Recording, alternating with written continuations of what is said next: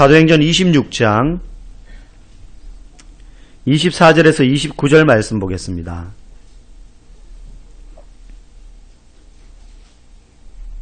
사도행전 26장 24절에서 29절 말씀 우리 한 절씩 교독하고 29절은 같이 읽겠습니다. 바울이 이같이 변명하며 베스도가 크게 소리내어 이르되 바울아 네가 미쳤도다. 네 많은 학문이 너를 미치게 한다 하니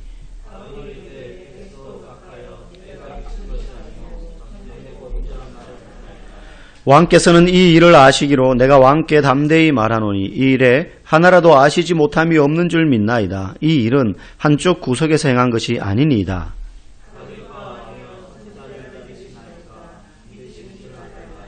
아그리빠가 바울에게 이르되 네가 적은 말로 나를 권하여 그리스도인이 되게 하려 하는도다. 바울이 이르되 말이 적으나 많으나 당신뿐만 아니라 오늘 내 말을 듣는 모든 사람도 다 이렇게 결박된 것 외에는 나와 같이 되기를 하나님께 원하나이다 하니라. 아멘. 여러분 성경 열심히 읽고 계십니까? 네, 한 분 대답을 하셨네요. 아마 연초에 계획하셨던 성경 통독 계획들이 진작에 다 허물어지신 분도 있으시고 이제 와서 다시 읽자니 엄두도 안 나고 내년을 기다리자 하시는 분들이 있다면 지금부터 시작하십시오. 그러면 한 달 반 일찍 시작하는 겁니다. 네. 성경을 읽다가 우리가 자꾸 막히는 부분들, 읽다가 재미없어지는 것들 중에 하나가요. 이름이 많이 나와요. 그리고 이 이름이 도대체 누군지를 알지 못한다는 데 있습니다. 사도행전에도 보면 바울이 여기저기를 다니며 전도를 하다 보니까 왕도 나오고 총독도 나오고 뭐 그 도성을 다스리는 지도자도 나오고 마술사도 나오고 여러 사람들이 나와요. 지금 바울은 어디에 있느냐? 예루살렘에 잡혀 있습니다. 이제 여기서 잡히면 곧 로마로 가는 배를 타고 떠나는데요. 지금 바울이 몇 장에 걸쳐가지고 신문을 받고 있습니다. 정식 재판을 아직 못 받고 있어요. 지난 시간에 벨릭스라는 총독 앞에서 바울이 자신을 변론합니다. 뭐라고 변론하느냐 하면 여차저차 해가지고 내가 옛날에 이런 사람이었는데 지금 내가 이런 사람이 되었습니다. 소위 말하는 자기의 간증을 했어. 내가 왜 어떻게 예수를 믿게 되었는지, 예수 믿기 전에는 무슨 일을 하던 사람이었는지, 자기 신분이 뭔지 이런 이야기를 쫙 다 했어요. 그런데 오늘 또 이야기예요. 우리가 26장 끝부분을 읽었지만 앞에 26장 전체가 또 그 이야기예요. 그러니까 앞에 25장에 했던 이야기를 반복해서 바울이 말하고 있습니다. 근데 왜 또 이야기하느냐? 듣는 사람이 바뀌었어요. 이제 또 지난주는 벨릭스라는 유대 지역을 관할하는 총독, 예루살렘을 관할하는 총독 앞에서 이 이야기를 했습니다. 그런데 지난 시간 끝에 보면 벨릭스의 후임으로 누가 오느냐 하면 베스도라는 사람이 와요. 총독이 바뀐 거예요. 바뀌었는데 와서 보니까 이 바울이라는 사람 때문에 온 성에 소동이 났었거든요. 그리고 아직까지 이 재판이라든지 뭐가 안 끝났어요. 근데 바울이 뭐라고 이야기했느냐 하면 나는 여기서 재판받지 않고 가이사, 로마 황제, 시저에게 가서 내가 재판받기를 원합니다.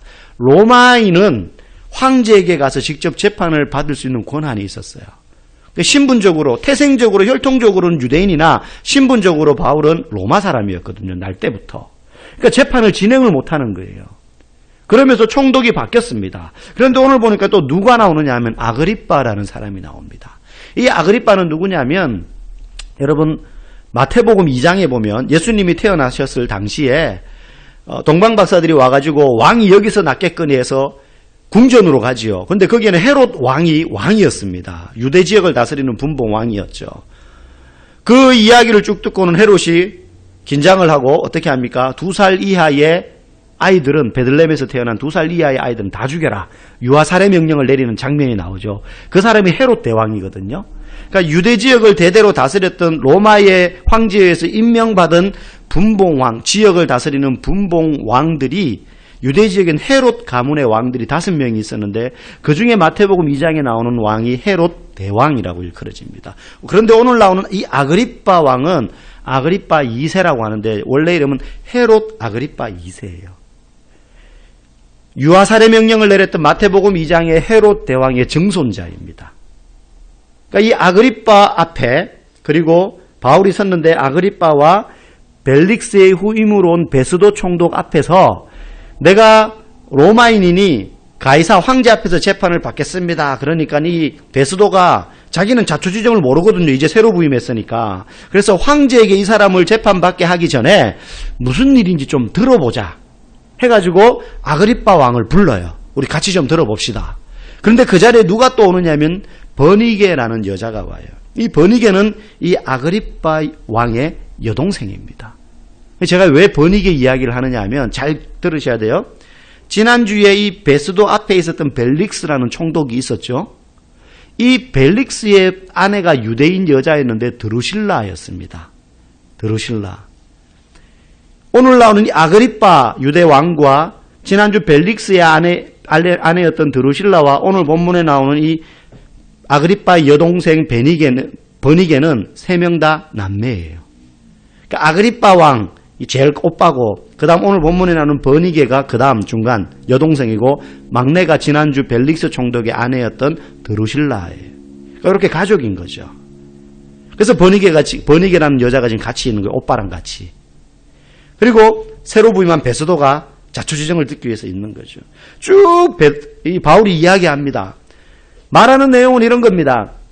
내가 원래는 유대 율법에 정말로 열심이고 정통 있는 사람이어서 그리스도라는 예수라는 그리스도를 쫓는 그 사람들을 잡아 죽이는데 정말로 힘을 다했던 사람이고 그 일을 감당하기 위해서 공회의원들한테 허가증까지 받아가지고 핍박하러 잡으러 다메섹으로 가던 중에 부활하신 예수님을 만나가지고 내가 완전히 뒤바뀌어서 예전에는 예수 믿는 사람들을 핍박하는 핍박자였지만 이제는 내가 복음을 전하다가 오히려 핍박을 받게 되어서 지금 이 자리에 섰습니다. 내가 이 자리에 선 것은 부활하신 예수님 때문에 이 자리에 선 겁니다. 이런 이야기를 길게 쫙 늘려서 지금 한 겁니다. 요약하면 이런 이야기예요. 그런데 그 이야기를 베스도가 가만히 듣다 보니 이 베스도는 새로 유대 지역에 왔으니 유대의 문화라든가 종교라든가 이런 거에 대해서 잘 알지 못해요. 예수에 대해서도 잘 들어본 적이 없어요. 그런데 이 바울이 쫙 이야기하는데 자기가 그렇게 변한 게 완전히 180도 바뀐 거잖아요. 노선이. 부활하신 예수님을 만나서 그렇게 됐습니다. 이 이야기를 하니까 베스도가 들을 때에 이 인간이 완전히 미쳤구나 이렇게 생각하는 거예요. 죽은 사람이 부활했고 그 부활한 사람을 자기가 만나서 바뀌었다. 그래서 오늘 본문에 보니까 뭐라 그래요? 24절에 바울아 네가 미쳤도다. 네 많은 학문이 너를 미치게 했도다. 이 사람 살짝 정신이 나간 거 아닌가. 베스도가 이 상황을 가만히 들어보니 이거는 로마 법을 어긴 것도 아니고 무슨 사회를 혼란스럽게 한 것도 아니고 미풍양속 무슨 나쁜 걸 막 전한 것도 아닌데 자기들끼리의 종교적인 신념의 문제인 것 같은데 그냥 내가 약간 좀 잘못 생각했어요. 죄송합니다. 미안합니다. 한두 마디 말하면 이거는 뭐 황제 앞에까지 가서 재판받게 할 상황도 아닌 거예요. 베스도 입장에서 볼 때는. 그런데 그 일에 지금 바울은 자기 목숨을 걸었거든요. 바울을 죽이지 않으면 먹지도 자지도 않겠다라고 결심한 암살단이 조직될 정도로 이 바울은 위험에 처해 있는 상황인데 가만히 들어보니 목숨 걸 일이 아닌 것 같아요. 베스도 입장에는. 그냥 잘못했어요. 그러고 나면 끝날 문제인 것 같은데 바울은 여기에 목숨 건 것처럼 보이는 거예요. 그러니까 베스도 입장에는 이게 뭐 이렇게 심각한 일인가. 별거 아닌데 이게 좀 약간 사람이 좀 이상한 사람 아닌가? 이렇게 본 거예요. 대충 끝날 일처럼 보이는데 엄한 일에 목숨 거는 사람. 이게 베스도가 보는 바울이었어요. 미련해 보인 거죠. 엉뚱한 일에 목숨 거는 사람처럼 보이는 겁니다. 근데 여러분 예수 믿는다는 게 믿지 않는 사람들이 볼 때는 그렇게 보일 수 있습니다. 미련해 보일 수 있다는 거죠. 미련해 보일 수 있는 거예요. 이런 이야기 많이 듣습니다. 뭐 그리 복잡하고 힘들게 사냐. 그냥 다 세상 사람들 사는 것처럼 그렇게 살면 되는데 뭐 예수 믿는다고 티를 내고 사람들 불편하게 말이지 막 전도하러 다니고 왜 그렇게 하냐는 거예요. 그냥 혼자 조용히 열심히 예수 믿어 그냥. 그거 꼭 남한테 믿으라 그러고 막 듣는 사람 마음 불편하게 하고 말이지. 뭐 그렇게 할 필요 뭐 있냐는 거예요. 그냥 조용히 그냥 네 혼자 알아서 믿어라. 남한테 강요하고 그러지 말라는 거예요. 세상 사람들 살아가는 흐름에 맞춰서 편하게 살라는 겁니다. 여러분 제일 편한 건요 죽어 있는 겁니다. 그냥 뭐 퍼덕거릴 필요도 없어요. 여러분 강가에 물고기 보십시오. 죽은 물고기는 흐르는 대로 떠다닙니다. 이리 가고 저리 가고. 산물고기는 어떻습니까? 거슬러 가죠. 자기가 원하는 대로 가야 될 곳으로 막 그냥 헤엄쳐서 갑니다. 죽어 있는 건 아무것도 안 해도 돼요. 그런데 살아있으면 뭔가 한단 말이죠. 막 움직인다는 겁니다. 여러분, 새들이 날아오를 때 제일 힘을 많이 쓸 때가 언제입니까? 날고 있을 때가 아니라 날려고 파닥파닥거리면서 뛸 때예요. 뛸 때예요. 덩어리가 큰 새일수록 뛸 때 막 육중합니다. 제가 부대에 있을 때, 군대에 있을 때 전방에 보면은 까마귀가 그렇게 많아요. 까마귀가 왜 그렇게 많은지 모르겠어요. 근데 까마귀들이 많은데 간혹 가다 매 종류, 멀리서 보니까 뭔지는 모르겠어요. 하여튼 매 종류 같아, 나는 거 보면. 예. 이 까마귀들이요, 이 매들을 공격해요. 3마리, 4마리가 같이, 한 마리가 공격하지는 않아요. 3, 4마리가 막 공격하면 매가 못 이깁니다. 그러면 어떻게 하느냐? 매가요, 도망을 가는데, 뭐 이렇게 쫙 도망가는 게 아니고, 이렇게 돌면서 위로 올라가요. 나는 거 보면, 매들은 쫙 해가지고 바람을 타는데, 까마귀들은 계속 파닥파닥거리거든요. 도망가는데 매들이 이렇게 올라갈 때마다 한 번씩 쫙 하면 쫙 올라가요. 그러면 얼마나 높이 올라가는지, 저희가 보는 망원경으로 이렇게 보다가 까만 점이 되어 시야에서 사라질 때까지 높이 올라가요. 정말 높이 오릅니다. 그런 까마귀들이 어느 정도 고도까지 가다가 못 쫓아갑니다. 얘들은 바람을 탈 줄 알아요. 근데 그런 매라도요, 날기 직전 땅을 뛸 때, 박차할 때 그때 가장 큰 힘을 쓴단 말이죠. 여러분, 비행기 타보셨잖아요. 그 큰 비행기 뜨는 게 여러분 신기하지 않습니까? 모르면 참 신기하거든요, 사실은. 가만히 생각하면. 비행기 보면 뒤에서 어마어마한 로켓 엔진이 쫙 나오는데 그걸로 뜨는 게 아니에요. 그거는 그냥 앞으로 가는 힘이에요. 내달리는 활주로에서 일정한 뜨기에 알맞은 속도에 이르기까지 내달리는 추진력을 내는 거죠. 그게 뜨게 하는 게 아닙니다. 뭐가 뜨게 하느냐 하면, 날개 이렇게 보면 비행기 날개가 납작하게 되어 있는 것 같지만 앞에 동구스름하잖아요. 그죠? 유선형처럼 되어 있죠. 그러면 로켓 추진력으로 쫙 가면 뭐가 그만큼 세져요? 앞에 저항, 그죠? 맞바람. 빠르게 가면 갈수록. 그럼 그 저항이, 그래서 비행기가 동체도 둥그렇잖아요, 앞에도. 그럼 날개에 부딪히면 이게 둥그러니까 날개에 부딪히면서 바람이 공기가 쫙 갈라진단 말이죠. 그럼 이렇게 쭉 퍼지는 게 아니고 갈라지면서 날개를 타고 가다가 뒤에 뒷날개가 이렇게 딱 밑으로 접히잖아요, 뜰 때. 접히면 그 비행기 날개에서 갈라져서 가던 그 저항이 그 날개에 부딪히면서 어디로 향해요? 바닥으로 향하는 거죠. 그게 뜨게 하는 거예요. 그게 양력이에요, 양력. 뒤에서 로켓 엔진이 뿜어가지고 쫙 가다가 이 부딪혀서 땅에 떨어지는 양력 때문에, 이것 때문에 뜨게 되는 거죠. 이때 조종사는 뭘 봅니까? 계기판을 보는 거예요. 감각으로 동체가 뜨네 하면서 쫙 올리는 게 아니라 계기판을 보면서 이 양력, 압력이 어느 정도 이상 되면 뜬다라는 공식이 딱 있으니까 그게 딱 되면 쫙 당기는 거예요, 조종관을. 그러면 이제 위로 쭉 가는 거죠. 감각으로 가는 게 아니에요. 비행기도 가장 큰 추진력과 이 양력 저항을 받을 때 그때 비로소 뜨게 되는 겁니다. 여러분, 움직이고 살아있는 건 다 저항합니다. 죽은 물고기는 저항하지 않아요. 날아오르는 새도 땅을 박찰 때 가장 큰 저항력을 만들고 그걸 이기고 떠오르는 거고, 비행기도 마찬가지입니다. 살아있다는 증거예요. 움직인다는 증거예요. 제가 최근에 예전에 했던 역사 드라마를 시간 날 때마다 한 번씩 보고 있습니다. 거기에 보면 남자 주인공은 귀족이고 여자 주인공은 천민계급이에요. 고려 말이 배경이에요. 고려 말. 고려가 망해가던. 조선이 어떻게 세워지는가에 대한 이야기인데, 그걸 보면 남자 주인공은 귀족인데 나중에 왕이 됩니다. 둘이 이제 신분 때문에 더 이상 진전은 안 되지만 애틋한 마음은 가지고 동일한 목적으로 개혁을 해나가는 그런 이제 캐릭터예요. 남자 주인공이 그러는 거예요. 야, 넌 여자가 왜 이렇게 악착 같냐? 너와 같은 신분의 사람들은 그저 다른 사람들, 힘있고 권력 있는 사람들이 막 소리 지르고 하면 그냥 죽은 듯이 지내고 적당히 고개 숙여서 맞서지 않고 목숨 부지하면서 편안하게 사는데, 너는 왜 그렇게 수시로 막 칼 막 이렇게 들이대는 위협을 감당하거든요, 그 여자 주인공이. 너 왜 그렇게 힘들게 사니?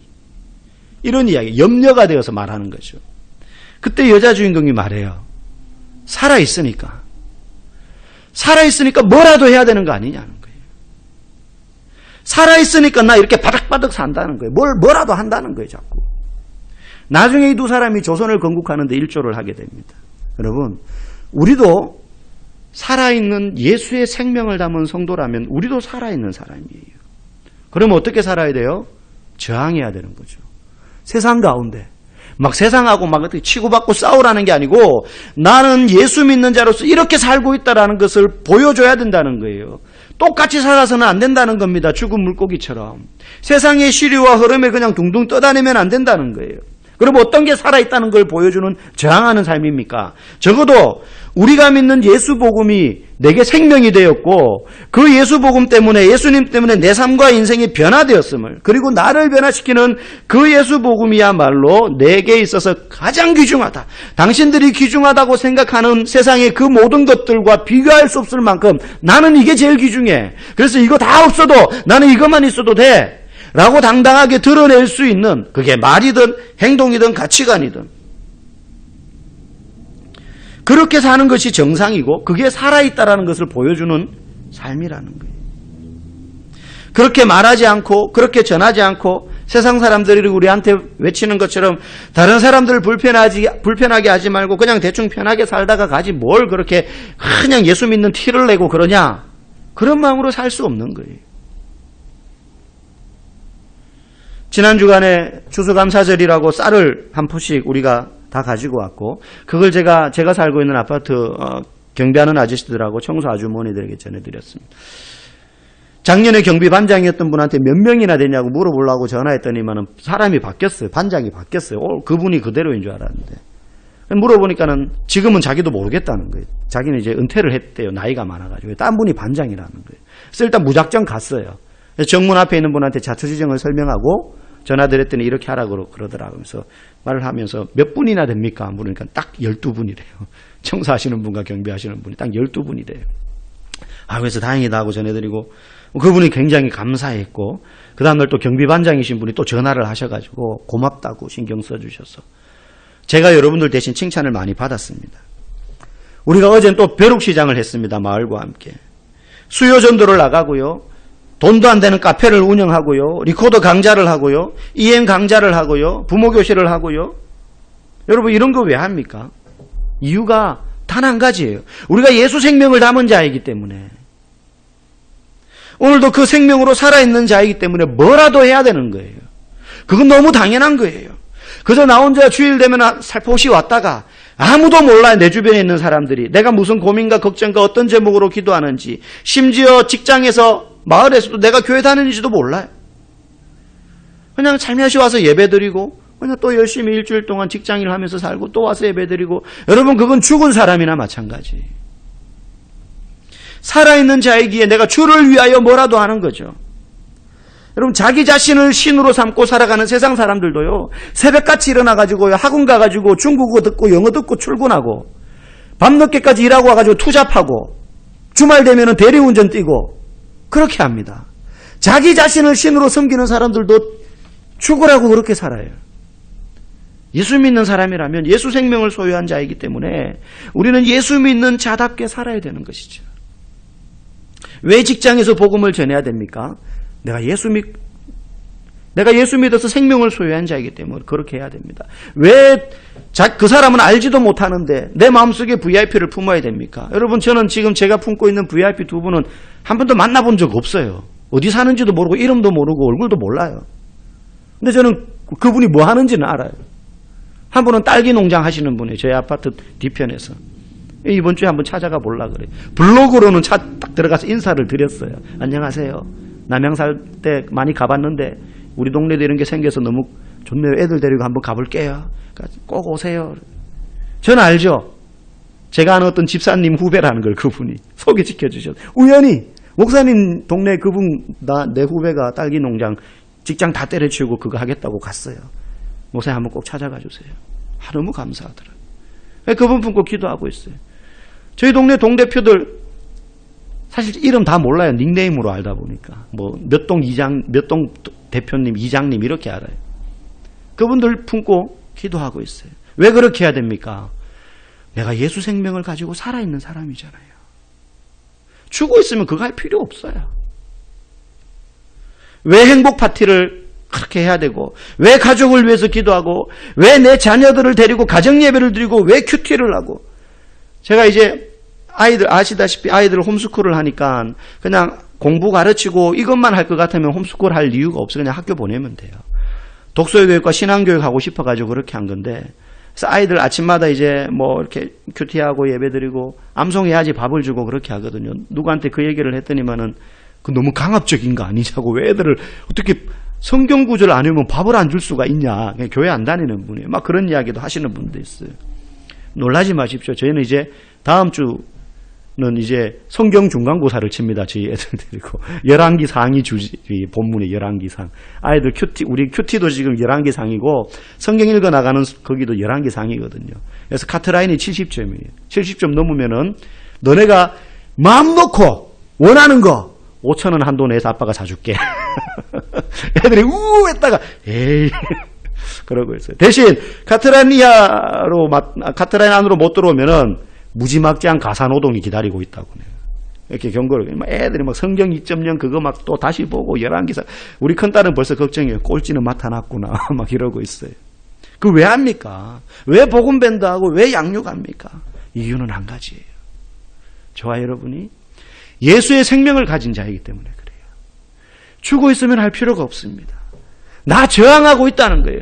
주님, 나 주님 닮은 자로서 이 세상 가운데서 다른 사람들처럼 그냥 그렇게 떠다니며 살면 편한데 그렇게 살면 안 된다는 거 아니까 나 저항하고 있어요. 여러분, 엘리야 선지자가 왕부터 온 나라가 바알과 아세라를 섬기는 가운데 있을 때 혼자 누가 살아계신 참 하나님인지 시합합시다. 그렇게 해서 갈멜산에서 영적 전쟁을 벌였잖아요. 그거 할 필요 없었어요. 혼자인데 그냥 막 따라다니면서 이거 합시다 안 해도 그냥 나 혼자 조용히 예수 믿고 말이지.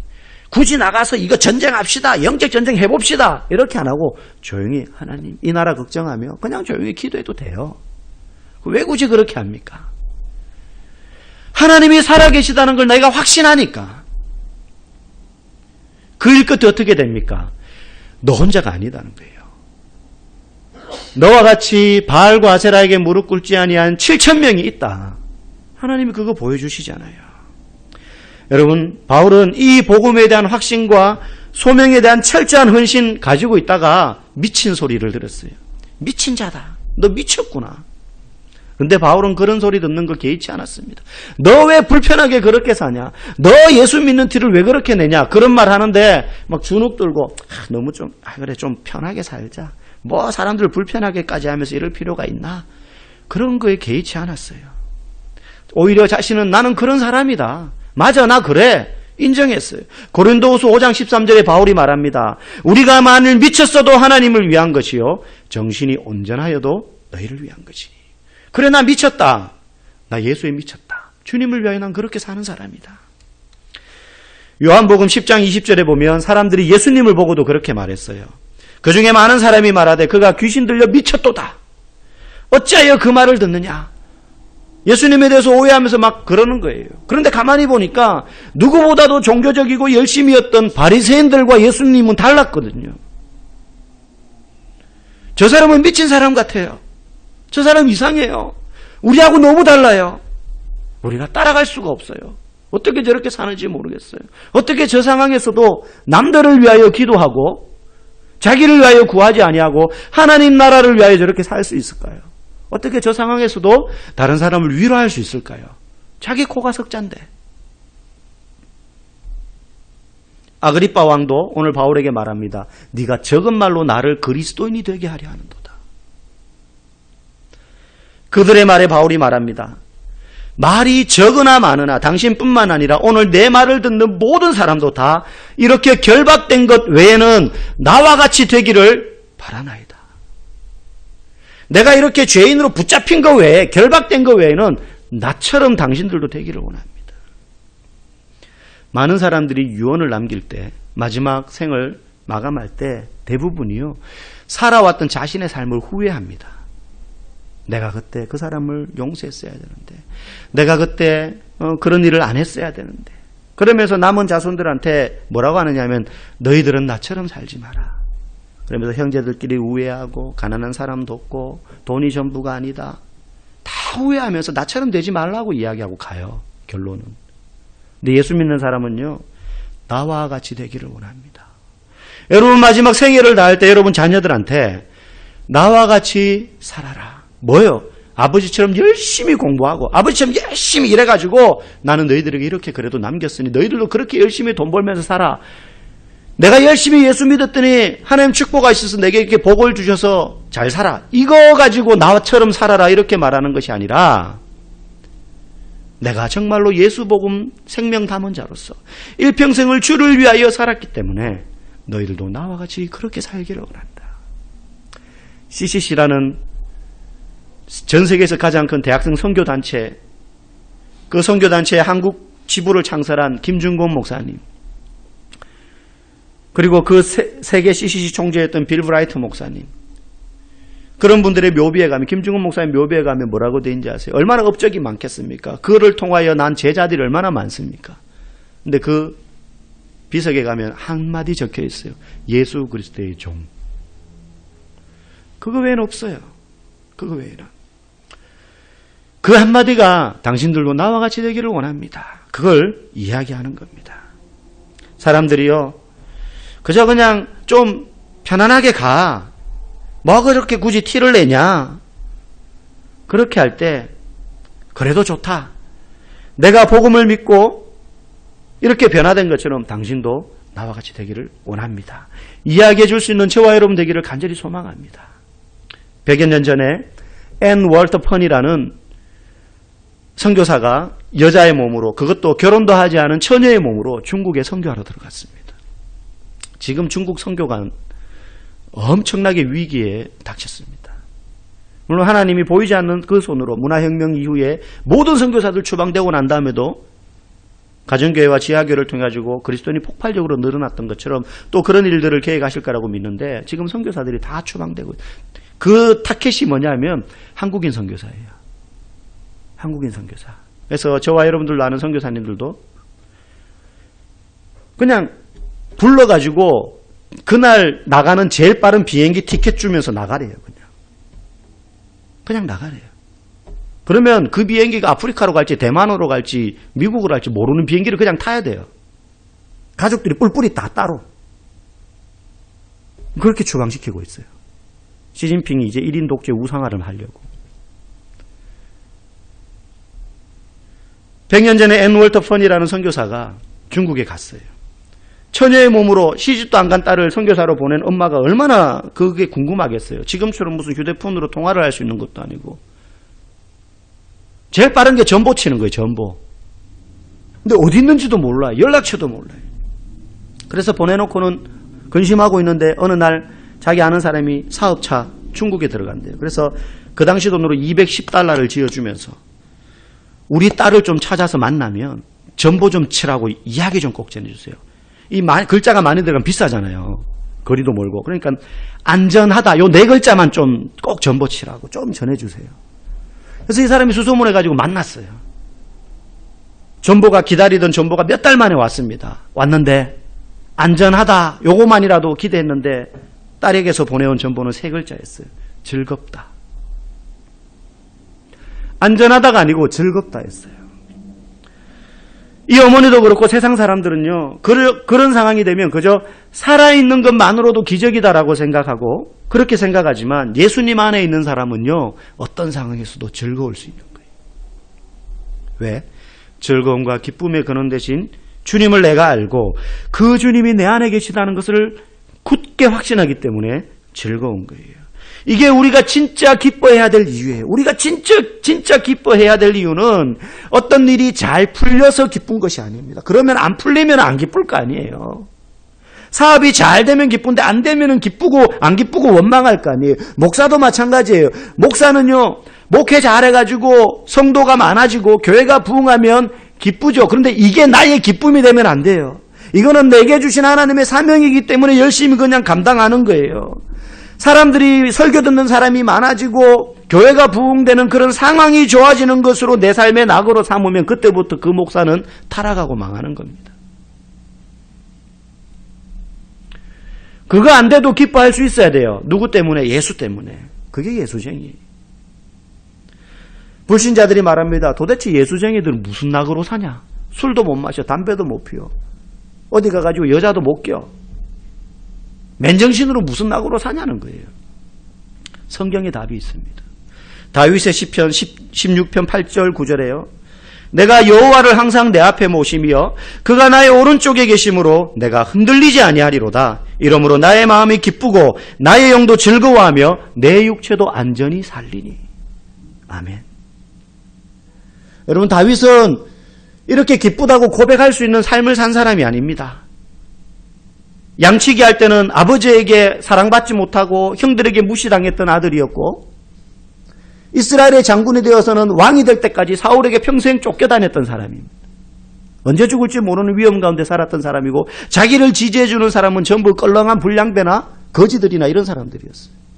왕이 되고 난 다음에는 아들이 반역을 해가지고 쫓겨다녔습니다. 그리고 죽을 때까지 칼에 피를 묻히면서 정복전쟁을 펼쳤던 사람이 다윗이에요. 그래서 그가 하나님 앞에 합한 왕이어서 하나님께 성전을 지어 바치고 싶었지만 하나님이 너는 너무 피를 많이 묻혀가지고 안 된다라고 말했던 사람이 다윗이에요. 그런데 다윗이 고백합니다. 내가 항상 여호와를 내 앞에 모시며 그가 나의 오른쪽에 계심으로 내가 어떤 상황에서도 흔들리지 아니한다. 이러므로 나의 마음이 기쁘고 나의 영도 즐거워하며 내 육체도 안전히 산다. 우리가 사람들에게 복음을 전하는 것도 똑같습니다. 예수 믿었더니 이러저러한 것들이 내가 잘 되어서 기쁘다가 아니라, 그래서 나처럼 되기를 원한다가 아니라, 예수 믿었더니 어떤 상황과 상관없이 내 안에 흔들리지 않는 기쁨과 즐거움과 안전함이 내 안에 있다. 상황과 상관없이 나는 지금도 그분을 생각할 때 나는 기뻐한다. 그러니 당신도 나와 같이 되기를 원한다. 이것이 우리가 사람들에게 드러내는 살아있어 이 세상 가운데 저항하는 성도, 깨어있는 성도이기를 주의 이름으로 간절히 축복합니다. 함께 우리 찬양하겠습니다. 송축해 내 영혼.